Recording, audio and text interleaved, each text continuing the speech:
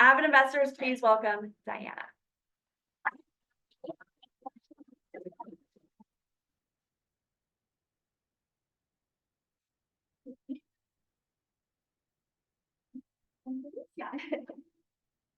Sorry, I'm a tad unsteady today. I had chemo this morning. So we'll figure it out. My name is Diana Hoff. I work for Mountain West IRA. I'm a certified IRA services professional, which means I know way more tax law than I really want to know about. And I'm glad I don't ever have to take that test again.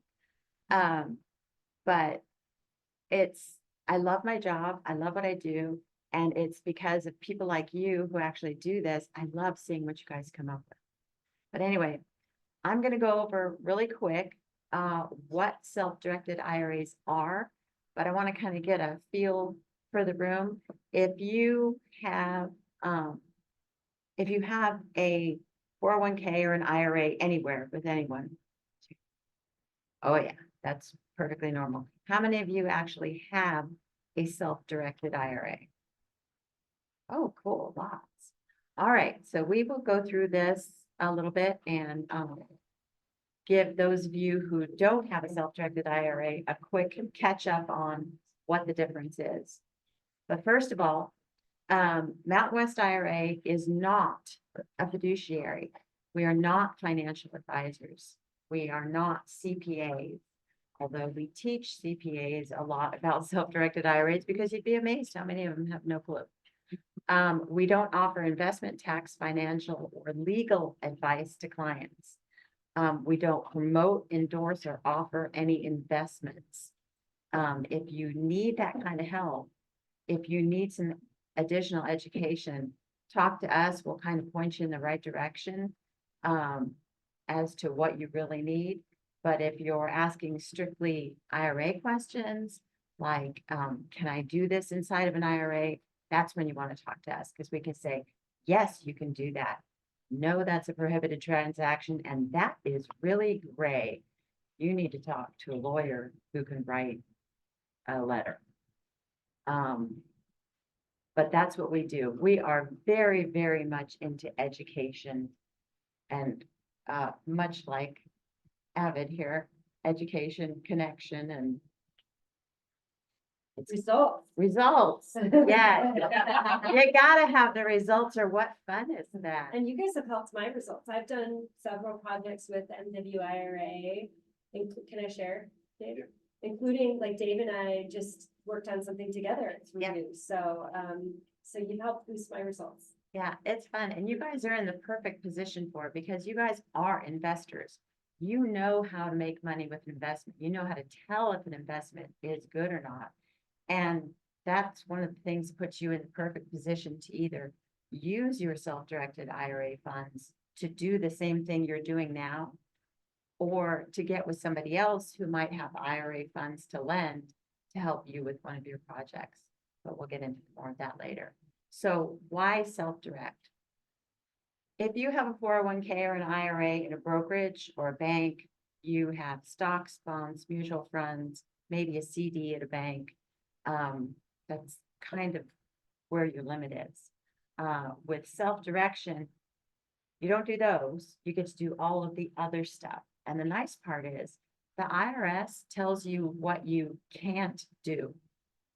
You can't do this. You can't invest in insurance contracts. Your maiden aunt who's 108, you can't take out an insurance contract on her because, 108. That's totally a prohibited transaction. You can't invest in collectibles. You can do gold and silver, platinum, palladium, so you can do precious metals, but you can't do the Franklin Mint new coin for whatever the new thing is. I haven't seen too many of those commercials lately. But if it's a collectible, you cannot invest in it. So no wine, no specialty coins, things like that. You also can't invest in S corps because, well, you have to, it's completely different. You get to invest in what you know and understand, and that is a biggie. Because obviously you guys, you know, notes, you know, real estate. So quite a few of you have probably done private placements, joint ventures, partnerships, things like that. You can do all of those inside of an IRA or partner with someone else's IRA. You can diversify. You can have an IRA at a bank that just holds a CD or an IRA with a brokerage firm that's in the market and a self-directed IRA. The trick is you just can't go over the contribution limits. But you can move money around and not pay any taxes on it or any fees, as long as it stays inside of a tax preferred retirement account, like a traditional, a Roth, a SEP, a simple, a solo K, something like that. The IRS doesn't care. So money has to come in through, three means, like a SEP, IRA, stuff like that. Then once it's in there, then we can play around with it. Yes. You just can't go past the maximum limit. Right, you cannot contribute in a year Okay. more than the contribution limit. And the contribution limits I've actually given you inside of your handout. Looks like this. And those are what you can put into each individual type of account. Now, one of the ones we're going to be talking about today is the solo K. Because most of you own your own businesses, and those are very, very nice, but I'll get into those in a minute. The biggest thing with self-direction is your large range of investment choices. I've been amazed by what some of the clients have come up with. They bring it to me and they say, can I do this? And I'm, yeah, you can do that. You can invest in cows. We have a lot. So we can do anything that IRA does, other than what the IRA does. Anything not prohibited, yes. Real, Yes, you just have to make sure you don't do any prohibited transactions, and we'll be talking about those. And you cannot gain value from your IRA until you're ready to retire or until you take a distribution. So in other words, you can't purchase a house inside of your IRA and then rent it to family members because that benefits you. You can't purchase a house and be your own property manager. You need someone else to do that, and the IRA has to pay them.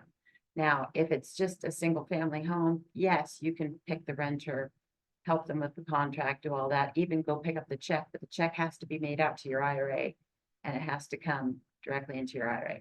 We do have a way for renters to pay online, which makes life much easier for the people that only have maybe one, maybe two properties.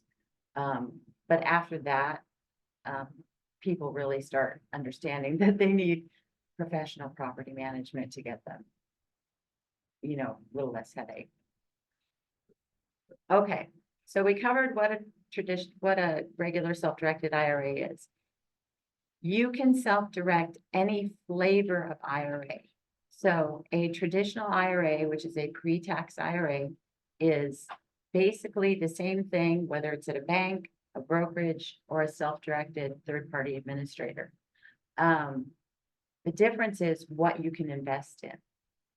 So like at a bank, you're going to put money in, you're most likely going to get a CD because they're super easy. With brokerage firms, you're going to be in the market somehow, even if it's only a money market that's paying you a percentage. If it's only a money market that's paying you a percentage, I hope you have plans for that money because you're below inflation right now, so you're losing money. So it's always good to check on your accounts no matter where they are. Okay, so there's 4 basic steps to using funds that you might have elsewhere or that your clients might have elsewhere in a self-directed IRA. The first one is to open a self-directed IRA. So pick your third-party administrator. Once you have a custodian or a third-party administrator, then you're going to fund it. And that's what we were talking about before. Moving funds from a pension, an annuity, a retirement plan, a 401k, 403b, 457, I could go on with those. Any kind of qualified plan that's a retirement plan can be transferred into the same kind of account. So if it's pre-tax, like a 401k, it goes into a pre-tax account, either a solo K or an IRA. So as long as you keep the taxes the same, if it's a Roth, it needs to go in a Roth. If it's a Roth 401k, it can go either back into a Roth solo 401k or into a Roth IRA. A Roth IRA can only ever be a Roth IRA. It can't go back into a qualified plan because the IRS likes to make things as convoluted as possible. Then you're going to invest. What are you going to do? Are you going to get a fourplex? Are you going to do a promissory note with someone who's working on an investment deal? You get to pick your investment. You have total control over that. We help make sure that you don't do anything prohibited, but the options are quite a bit. And then of course it grows. Once a property, a promissory note or whatever is purchased by your IRA, anything going out to maintain that, for instance, if it's a property and the water heater goes kablooey, I use that one all the time because I've lost 2 water heaters now. Then the IRA has to pay for the new water heater. That's why a lot of people also, if they have multiple doors, they tend to get, not mortgage insurance. What is it when they come fix things? Home warranty, thank you. Sorry, one of the things with chemo is chemo brain. You have short-term memory stuff, so every once in a while I'll forget a word. It's great fun. It's a preview of things to come in another 20 years. Please let it be 20. Okay, so now we're going to talk about the individual K plan. Individual K is fantastic for people who own their own business, realtors who, you know, get 1099 income. They have their own business, so they can have a solo K. The nice part about it is for sole proprietors, independent contractors, partnerships, corporations, S corporations. So if you have your own business and you have no W-2 employees in that business, you can have a solo K. Once you have paid employees, then you have to look at one of the other options like a SEP or a simple. Plan is a defined contribution plan. Again, the contributions are in here, but we are going to go over them. That employ only the owners, their spouses, but you can have partners. We have one company that's with us, and there are 6 partners and 2 spouses, and they're all covered by this solo K. But that's okay because they followed all the rules. Now, the nice part about an individual K is not only can it lower your taxes when you put in your contribution, but it can also lower your company's taxes because your company is doing a match. And it's always funny talking about the employer and the employee, because obviously if you're self-employed, you're both. So you get to be ever so slightly wearing multiple hats. The main reason I hear people tell me that they want a solo K, besides the fact that they can put in higher contributions, is the fact that it doesn't have UDFI or UBIT taxes. Because it's a qualified plan under ERISA, it doesn't have any of those. So let me give you an example. If you purchase a house with debt leverage inside of your IRA, and you can do that, you can get a non-recourse loan to purchase property inside of an IRA. If you do it inside of an IRA, the debt leveraged portion can be subject to unrelated debt financed income, which means if you bought 50% of the property with your IRA and 50% of the property with the loan, then the 50% of the loan, 50% of the profits coming in after $1,000 is taxable. But you also got a bit bigger property, so it's kind of the cost of doing business, but you don't have that cost of doing business if you're doing it inside of a solo K. It also has the largest potential contribution. So if you have a really good year and you need to write some stuff off, you can max out your 401k. as much as you can. And that will not only reduce taxes from the employer side, so for your business, but also for you. Now, if there's a year that you don't necessarily need the tax write-off for you personally, you do have the option to do a raw portion inside of the solo K. You can also get checkbook control. You can set up your 401k and get checkbook control so that when you're ready to do something, or if you're going to an auction, and you need to do something quickly and you want to be able to just write that check, you have the ability to do that. And the funds come directly from your IRA. They sit in that checking account. That checking account is now your solo K. So you have to follow all the rules. Make sure you understand the rules if you ever do checkbook control, because it's very easy to get yourself in trouble if you don't understand it. But that's what we're here for. We're here to tell you how it works. So I'm sorry, did you say auction or Yeah, like if you go to an auction, like a real estate auction? So someone could foreclosures, go to one of these foreclosure auctions or yes, do one of these deals with like where a wholesaler wants you to close really quickly. exactly. You can have that money right there. Yeah. And if you don't have checkbook control, you can still do it. You just have to get with us ahead of the time. Tell us how big you want that cashier's check to be. We get you the cashier's check, you take it. If you use it, fine. If you don't use it, you come back, you give it back to us, we stick it back in. Okay. So it just depends on how fast it works for you. A lot of people who are not local and can't just drop into the office and say, hey, I need a check for $100,000. Yeah, they'll do this. Now, this part is fun. If you have a self-directed IRA, either a Roth or a traditional, your maximum allowable contribution for the entire year is $7,000 if you're under 50 and $8,000 if you're up from 50 and get to do that catch-up contribution. But here you can see, if you look down here at the bottom, this is totals. So if you were able to max out your solo 401k and you were under 50, you could put in up to $69,000. And I know that sounds like a lot, but I had a lot of realtors this year who had a very good year, and they're already talking to me about they want to max This year? everything this year. No, you mean last year. 3 of them.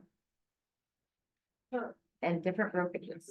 Okay, well, Yeah, so they're, I know a lot of realtors who've had one of their slowest years ever this year. Oh, no. and that's the good part too. You don't have to max it out. If you have a bad year and you can't fit it all in, you can absolutely do less. But, basically how it works is you have your employee tax, so the salary differential is 23,000. Excuse me, bless you. There's one more in it. It must be- Oh my gosh, I'm so sorry. I'm not sick, I promise. So I'm gonna do this from here because I think looking up is doing it. Okay, so. Of course. we put up some-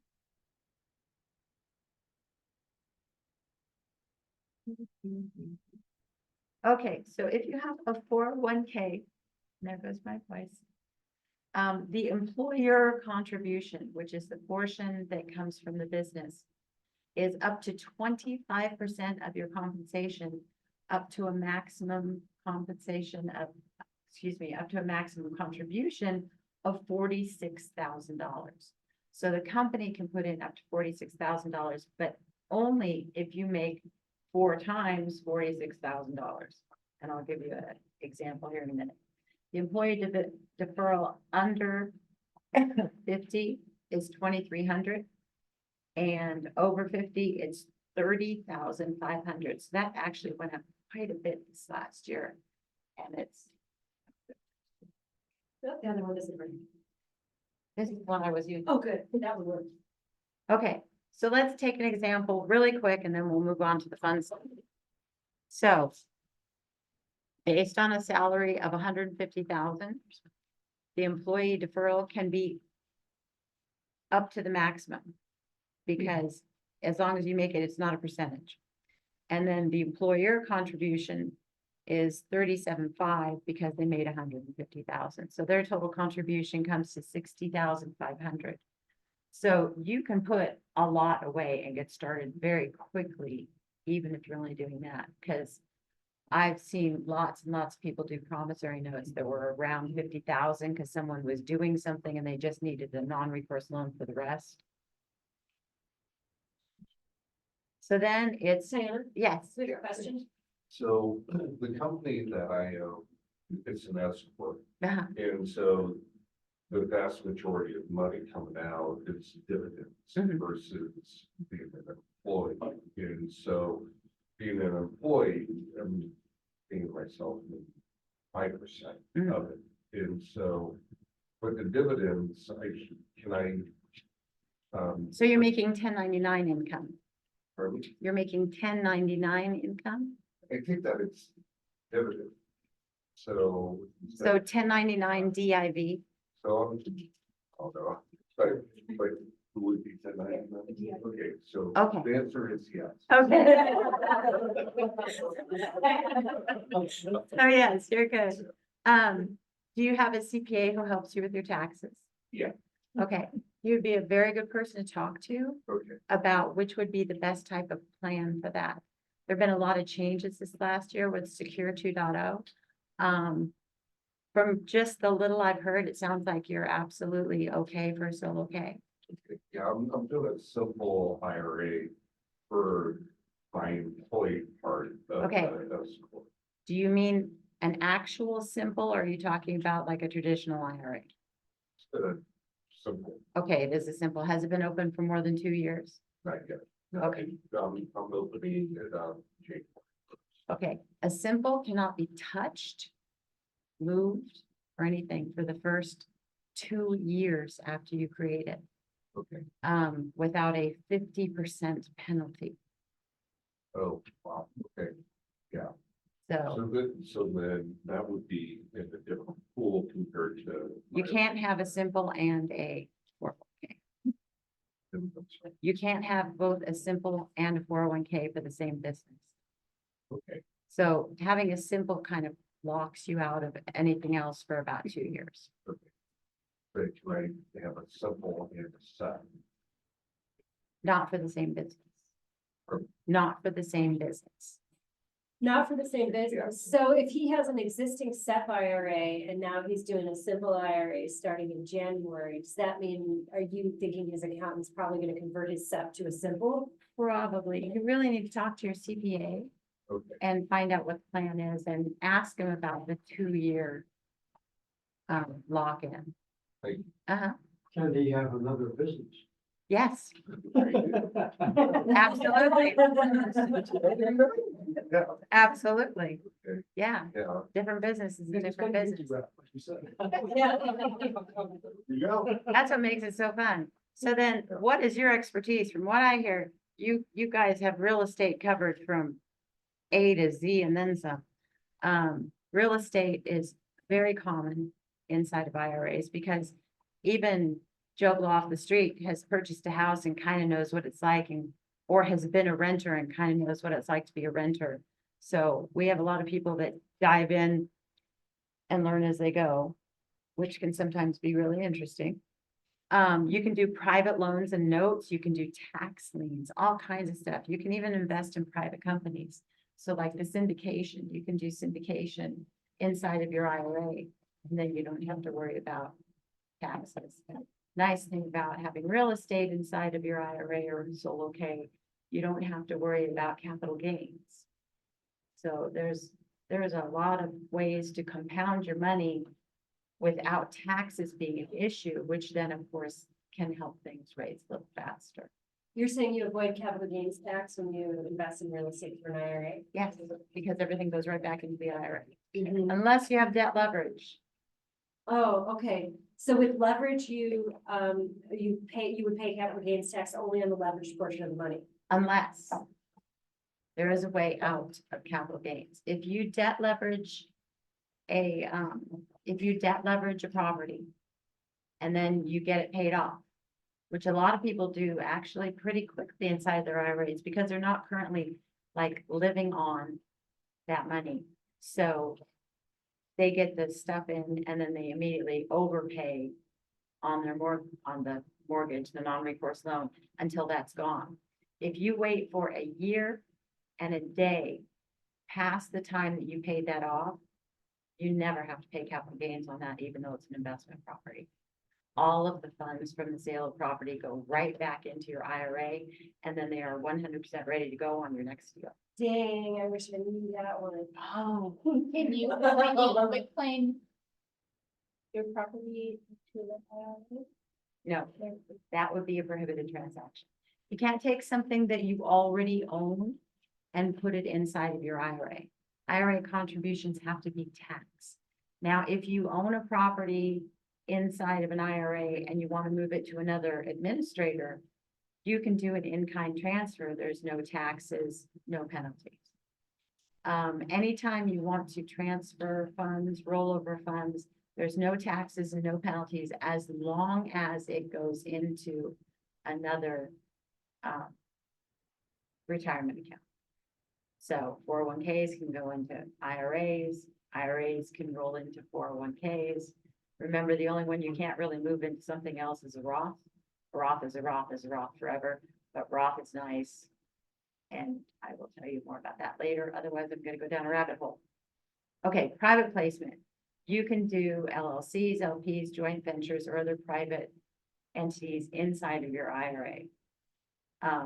Those can be as diverse as, oh my gosh, I don't think I've seen too many that were exactly the same unless they were working with syndication. I've seen people who own property inside their IRA get together with a developer and a money guy. They did a joint venture, and in the end, they took this property that they had for like 3 years, and they got 3 of the houses out of it, which they are now renting out of their IRAs. So there's a lot you can do. Real estate, buy and hold. You can do an Airbnb in your IRA. You can do single family rentals, multifamily rentals. You can do land for future use. You can buy the land and just sit on it. You don't have to do anything with it. You can buy land and you can lease it to farmers. You can also, I go again. I'm so sorry. I don't know where that's coming from. I took my allergy pill. Oh, the leaves are falling. Oh, yeah. Land for future use. You can rent it out so people can like park on it. You can rent it to farmers or to people with animals that need a place to put them. All kinds of stuff. And you can do commercial property. There's a little bit of a challenge in commercial property. If you buy a place and a restaurant goes into it and they're paying you money, you can't go eat there. That would be a prohibited transaction. Now, are we gonna know if your wife door dashes from there and, you know, gets the cash? Yeah, cash is king. Uh-huh. So I own a property with 2 really amazing people. And they just happen to be in the room, but so with that, can we take our retirement money and then build, say, like 4plex on this property that we already have? Yes and no. It really depends on the way that is written. So if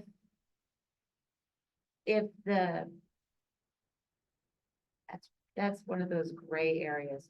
It really depends on how it's written. It has to be written very carefully so that everything that people are bringing to the table is listed. Everything that everybody's going to get back is listed.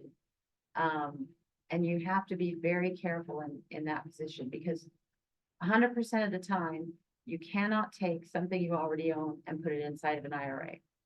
Now, can you partner with others on a deal? Yes. Again, it's just, you're going to want to work with a really good lawyer to help write that up so that everything is clear. Because if the IRS is confused, they audit.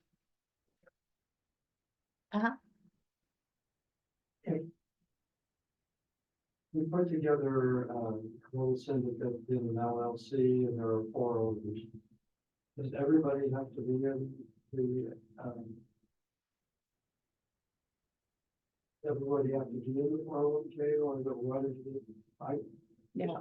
My share of it can be in there. Yes. If there's going to be like an LLC and you guys want to, one of you wants to invest using your IRA funds, you can do that. It just has to be at the inception of the deal. You can't already be in this group and then say, hey, I want to buy myself out with my IRA. So you have to be really careful to avoid prohibited transactions Do it from the start. from the very beginning. Sorry, one more question. Go right ahead. I'm curious that, can you rent, can you rent one of the properties that you own? No, So, remember, you can't take a property that you already own and put it inside of your IRA. I'm saying if you say you bought a property through the subdirected IRA, could you then, could you personally rent that property? From your IRA? Yes. No. That, Your mom can't rent it, your partner can't rent it, your sister, any immediate family members, right? right. Anyone straight up and down the family tree is a prohibited person. So that's parents, grandparents, children, grandchildren, anyone married to them, your spouse, things like that. You can go sideways. So if you have a cousin, you can do that, but you have to be very, very careful. Don't give them a good deal. Don't rent it to them for $100 because that's obvious that, you know, somebody's gaining that shouldn't be gaining type of thing. It has to be all above board and have that third party connection. That's why a lot of times people get property managers for the properties inside of their IRAs because it's a little easier to kind of keep that arm's length distance. So then, of course, you can do the quickies. You can do the fix and flips. You can do wholesales, hotels, distressed, all of that kind of stuff. The important thing is if the IRA, if your IRA or 401k is purchasing the property, you cannot do the work. So if you're used to going in there and painting it and doing it all yourself, that will not work with this kind of property. Now, I do know two avid, not related, avid fix and flippers who, gosh, when it was very, very easy to find fix and flips, they were doing multiples a month. They were flying. But what they would do is they would get them inside of their IRAs. Then they would hire each other's companies to go in and fix things up and then pay their IRAs. And so they kind of worked together without working together. And they weren't related. They'd just been friends for ever. And it worked really well for them. But they used to call a lot, hey, we want to do this, and we want to make sure this is okay. Oh yeah, you're fine. You're fine. Just send the invoice in and your IRA will pay it. So yeah, there's a lot to do and it's fun. Real estate notes, performing notes, non-performing notes, tax liens, things like that. If you know how to do them outside of an IRA, you almost know how to do them inside of an IRA. There's just a little more paperwork. But it's very, very popular. Hard money lending to other people who need hard money for what they're purchasing. One more. Gosh, I'm sorry. What? Holy moly. I blame the leaves. Okay. And loans to small businesses. Can we speak a little more about like hard money lending? Yes. When you get a loan inside of an IRA, we'll cover that one first. It has to be a non-recourse loan. You cannot stand personally as surety for the loan. They don't care what your income is. They don't care what your little number is. They don't care about any of that. They only want to know what is the property, is it performing, and will you be able to pay it back? So they look for you to still have enough funds left over in your IRA that if for some reason you don't have a renter for 3 or 4 months, you can still pay that. And then they want you to put enough down so that you have skin in the game. Because at the end of the day, their only recourse, if you don't pay that loan, is to take the property. They can't come back on you, they can't come back on the IRA. And so, it's just with real estate for the hard money. Yes, yes, Well, couldn't you loan to someone? absolutely. I could loan money to Dave and he could do whatever. Would I even need to know what he was doing with it? No. No. Now, there's two different kinds of notes. So, you can secure a note or What's a no? a promissory note, Oh, promise to pay. It's a loan, okay. being the bank. I know, sometimes I use, way too much, jargon. And the IRS has forced us to learn so many acronyms, it's not even funny. And it kind of beats up against my HP acronyms. They were kind of pro for acronyms when I worked there. Other notes. You can do a secured note or an unsecured note. A secured note is going to be tied to a property, going to be tied to a vehicle, it's going to be tied to something you're lending on, but it doesn't have to be tied to something you're lending on. I have a very nice gentleman who I'm pretty sure his wife won't let him get a boat because every time I turn around, he is securing his notes with a boat. Unfortunately, he's really good at picking the people he lends to, and he's never ended up with a boat. Um, he is a funny guy, but, yeah, you can also do unsecured notes. Unsecured notes, you want to know who you're lending to, you want to have a relationship with them of some kind, because if they don't pay, you have no recourse. There's nothing you can do. You can't go after them because that's not the kind of loan it was. It was not secured with anything. So it's kind of like credit card debt in the hands of an 18-year-old who thinks that credit card is real money. I have a daughter. Okay, now here's the fun part. You can partner with your IRA. You can partner with someone else's IRA. You can partner with a person. You can partner with a company. As long as it's as long as it's at the inception of the deal, the very beginning, you can even partner with someone who would normally be a prohibited person. So husband and wife, mother and father, anybody you want to do, as long as it's at the beginning and the percentages are clearly lined out, you're good to go. I'll give you an example. I have a family of 5. The youngest child was 16 when they started, and he had a little bitty IRA, but he partnered with his mother, father, and his 2 siblings, and they purchased a house. Now, he had a very small percentage, but he was still contributing, and it was still growing. They now have 7 properties between them. They aren't all in on all of them, but his latest percentage was 20%. So he's doing really well for a kid who is now 20. I think he's 25. Can't tell you his name though, because we don't do that. But yeah, they're doing really good. So you can partner at the inception of a deal. Now, the trick to partnering is everything has to remain at the percentages of the partnership. So if one person had 60%, another person had 40%, and they went in and they purchased the house, all of the income coming in from that property has to flow back into their IRAs at 60-40. And in just the same way, if that darn water heater goes out, they're going to have to pay for that from their IRAs 60-40. And it remains that way for the lifetime of that deal. What happens if one of the people in partnership wants out before the others? They can sell their portion.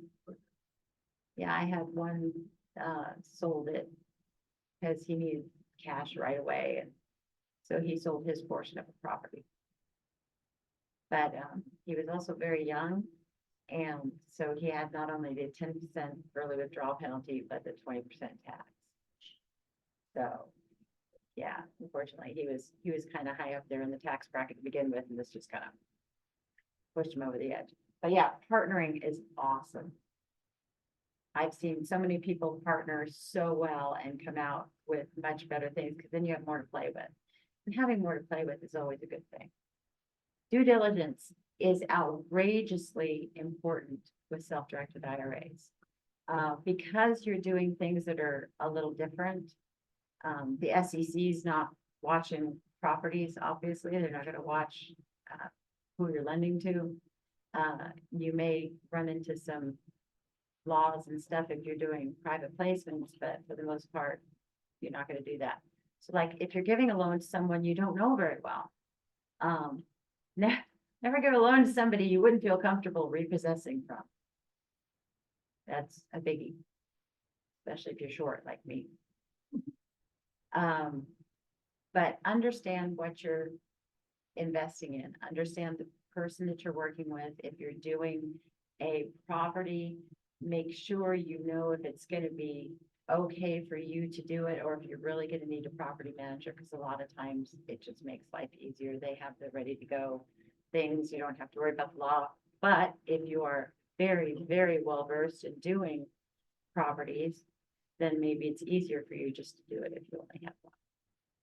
But what I would like now is to know if anybody has any more questions. I took up a lot of your time. Can I share what we just did? Yeah. Yeah, so I own a counseling center with like 15 clinicians. And then I'm branching out to Meridian, so I was looking at buying a building in Meridian. But because my reported income was so low from the business, that I went to ICCU and I got rejected. And they're like, well, you're not going to get accepted by anybody. You just have to go to these high rate people. I'm like, okay, so I looked around, Idaho, Bank of Idaho. I went with them looking at that. They approved me at a decent rate. And then I got a home equity loan. It just kind of, I came up in the middle, we'll look into that. So I got that at 7%, but also I was talking with Stacy about, hey, would you be interested in lending me money for this? Like, and I was putting down, what, it's 725,000, or putting down 400,000, so I needed 325. And so Stacy and I talked about it, and I said, well, whatever I get, if you're interested, I'll offer that to you. And so she looked into you guys, and it worked out that she could do a hard money loan to me. And then I figured out what I could get the best deal, and then that's what we went with. So it was really kind of a win-win kind of situation with that, and being creative with this. And people don't understand this. Hardly anybody understands what you can do with retirement money. All you do is you put it into a stock market. That's pretty much. And then you hope that it goes up instead of down, and that if it goes way down, you have time to recover before you want to retire. And so for me, real estate is a lot more solid and trustworthy than the stock market. Oh, people always need a place to live. Yeah. Well, So, that's how I felt. I am not a stock expert, and it makes me nervous. Like, I don't understand the values, and I understand real estate. And so I'm like, well, someone putting 50% down on a $700,000 building, if I've got my money in conservative, not stocks, in an IRA, that money is better placed with someone I know and trust, who I'm already partnered with on a deal. collateral. Yeah, exactly. I mean, there's not, that's not even, you don't have to worry as much like about doing business with friends. We already do business together, but I Right. mean, that's a 50% loan. That's, Yeah. That's not something, you're not gonna be like, I'll give it back to the bank, and I'll be like, oh shit, I'm the bank. Yeah. So it was kind of fun and interesting, like, it's like a game in a way. It is. Like, how do you, what are the rules? What do you not know? And when you do know this stuff, then it expands the possibilities. So like talking about partnerships and stuff like that, what can create Mm. with it. And it also reduces the amount of money that you give to the government, which I'm really all about. Oh, yeah. If I can keep it and reinvest it instead of giving it to Uncle Sam, who knows what that's gonna look like here in a couple of months. I love election years. Everything gets really quiet in November for a little bit, and then it goes crazy again. But, are there any additional questions? Well, just another comment on that, that pool of money that I pulled from was, I had a small inheritance when my dad died. And I invested it in a partnership with Mike Swope, Oh, and it like doubled. And then I invested it in a partnership with Mike Swope, and it like doubled. And so that's the same little chunk of money that just keeps kind of moving around through you guys, and I already had the account open, and that was the same stuff that I ended up being like, oh yeah, I'm way more comfortable with that than whatever mutual, whatever, so. the quickest and biggest turnaround I've ever seen was, a gentleman that I've been to several meetups with asked me about opening a Roth. And he says, I want to get it open, before the end of the year, so they get credit for the whole year. It's like, okay. He opened a Roth with $500. I said, do you have a plan for that? Because it's kind of low for property, and aren't you usually property? Oh, I'm gonna do a wholesale. I went, okay. He did a wholesale. He put $100 down, and in 2 weeks, he got paid out $25,000. I've never seen it done before. I've never seen it done since. Of course, it was a couple of years ago when wholesales were much easier to find. You even find wholesale? What do you mean by this? Wholesale, you find a distressed property, talk to the person that owns it, get a contract to agree to buy the property for a certain amount of money. And then you put down some money, then you offer to sell it, the contract to someone else for more than that. You make some money, they make some money. And a lot of times the owner gets themselves out of a bad situation. So in a perfect wholesale, it's win-win-win. But there was a lot of kind of pushy people. Well, and I would argue that the reason I don't do wholesales is because it's not necessarily win-win-win, because the people who knocked on the door and said, hey, can I buy your property? Here's some cash, here's $100. They're gonna basically sell that property for more instantly. And so had that person just hired a realtor, sure, the realtor would have said, hey, you should probably clear your junk out, and you're Yeah. a hoarder, and they don't want to hear that. But if they said, no, I'm the boss, Yeah. sell it with my junk in, I'd say, okay. And obviously that you'd be able to get that. And so, yeah.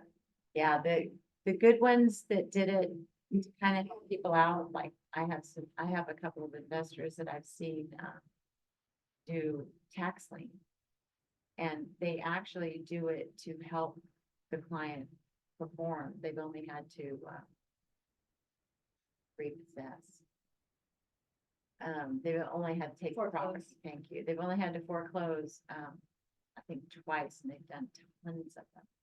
So I much prefer that. Of course, they're realtors, they know how it works. But, Tax liens have to be somewhere else. I think it's not a tax lien state. I'm not as familiar with the tax lien notes. We have transaction specialists who are familiar with those, but a lot of times those are in other states. Yeah. Yeah, very common in the Midwest. And that's a nice thing. Your property doesn't have to be down the street from you. It can be in any state.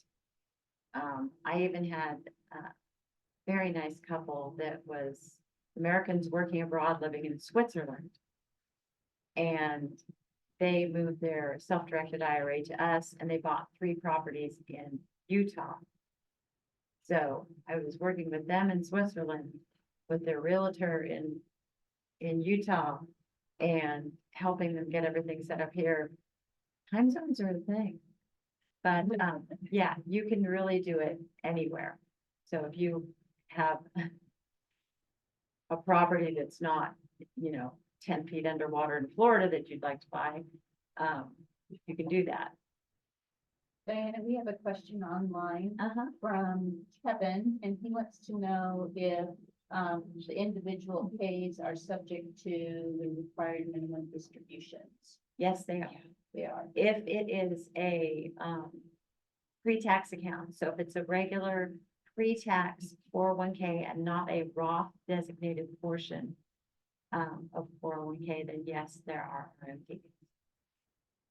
Also, MWIRA, Kevin will kind of manage that process for you. You can tell them, please automatically take the RMD or distribute the RMD to me, and they'll do that. RMDs don't have to be taken out in cash either. If you have property, so much property in there that you don't really have enough cash to take your RMD, you can actually take a percentage of the property. So that you can get your RMD. So, for instance, if I had a really healthy traditional pre-tax 401k, and I needed to take out my RMD, but I had so much property in there, I didn't want to sell, that I didn't really have the cash to take it out. You can pull it from any of your IRAs, but if it's, yep, there it goes. Okay. You can take out an RMD any year from your 401k in cash or in kind. In cash means you have enough cash that if they told you to take out $10,000, you took out $10,000. But if you don't have enough cash, you don't necessarily have to get rid of it. You can take a portion of the property equal to the amount of the RMD that you need to take. And now you are a 2% owner of one of your properties, and your IRA owns the other 98%. The only change that does is it makes it like you partnered with your IRA. So now 2% of anything that needs to be paid for comes from you personally, but also now you're making 2% back on that, only you don't tax on it. An easier way to look at it is, I have a very nice gentleman who has a gold and silver IRA, and he has a ton of silver coins in his IRA. And every year to take his RMD, he pulls out enough silver coins for all his grandchildren, and he gives them away as Christmas presents every year. So instead of taking cash from his account, he takes the silver coins from his account in the amount that matches his RMD so that he gets that. So there's always options. And it seems really confusing at first, but once you've done it once or twice, we make it as easy as possible. Any other questions? Okay, sorry, I went a little long. Oh, no, that was great. Don't go anywhere. Okay, let's see. I'm gonna stop the screen share. Thanks, folks on Zoom. Thanks, Kevin, for your great question. AVID Investors, tonight we had Diana Hoff with MWIRA, Mountain West IRA, who taught us all of the ways to have access to funds we might not already be using in real estate. And what she taught us was we can invest any IRA or pre-tax money into what we know and understand. And it can be private placement. Our club, AVID Investors, already are doing private lending, partnerships, notes, and real estate. So anything that the IRS does not prohibit is fair game for investing. We are not limited to stocks, bonds, and mutual funds when it comes to what we can do with our IRA money, as long as we use facilitators, accommodators, administrators, Third-party administrators. which Diana is one, Mountain West IRA is one of those. The things to note: the income must go directly into the IRA. The expenses must come directly out of the IRA. Mountain West IRA can and will help make sure you don't do anything prohibited, but ask all of the questions. But you can use your IRAs as a tax tool and max out your IRA contributions to reduce your taxes without losing access to all of your money. In fact, you can even have checkbook control. So this is another way to avoid capital gains, which we all dislike. It's hard to get a loan on a property if you're using your IRA funds, so that's not an easy way to use the money, but if you do, hot tip, pay it off, hold it another year and a day, and then you'll avoid your capital gains, even on that debt service portion or that loan portion. Keep it a good arm's length away. You don't get to buy a rental and move into it or move mom into it. And don't do your own labor. So as with anything, do your due diligence, learn about it a little bit, but Diana can help. And basically take normal investing and just add extra paperwork, extra rules, and forget about using traditional financing.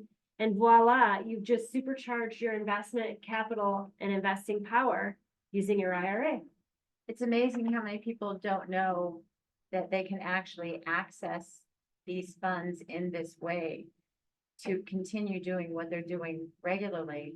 And it just gives you another way to invest, and boy, compounding without having to pay taxes is fantastic.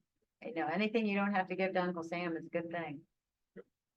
AVID Investors, Diana, thank you again. My contact information is at the bottom of your handout if you have any other questions.